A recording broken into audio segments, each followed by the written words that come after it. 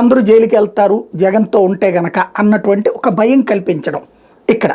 అంటే జగన్ని ఇది ఎట్లా అంటే రాబోయే 25-30 ఏళ్ల దాకా ఒక స్కెచ్ అనమాట ఇది. జగన్తో ఉండే ప్రభుత్వ ఉద్యోగైనా జైలుకు పోతాడు, జగన్తో ఉండే ఐఏఎస్ అయినా జైలుకు పోతారు.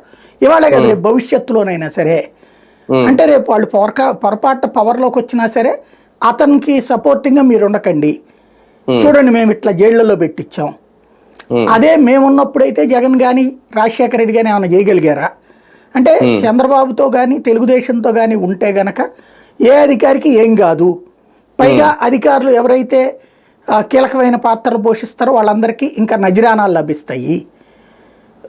మాతో అయితే మీరు మాతో పెట్టుకోవద్దు. మీరు ఇప్పుడు చంద్రబాబును అరెస్ట్ చేసిన వాళ్ళందరూ జైలు పాలవ్వడము, కేసులు ఎదుర్కోవడము అన్నారు. అదే జగన్ అరెస్ట్ చేసినటువంటి అప్పుడు ఉన్నటువంటి అధికారులు దర్జాగా తిరుగుతున్నారు, ఎవరన్నా ఇబ్బంది పెట్టాడు అతను అది రాజకీయంగా చూస్తాడు, వీళ్ళు వ్యక్తిగతంగా చూస్తారు. అది తేడా.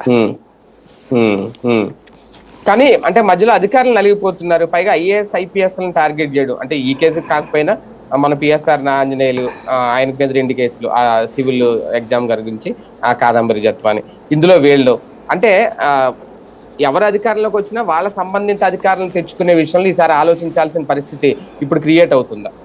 చూడాలి. అంటే ఒకటి ఇదొక